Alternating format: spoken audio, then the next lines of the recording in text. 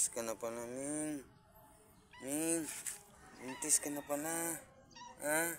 Ako yung pinaglilihan mo. Ito si Ming. Ngayon ka pa nagpakita.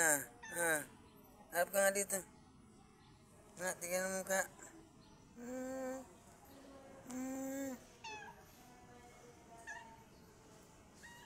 Saan ka ba nagpupunta? Ha? Ba't ngayon lang kita nakita? Ha?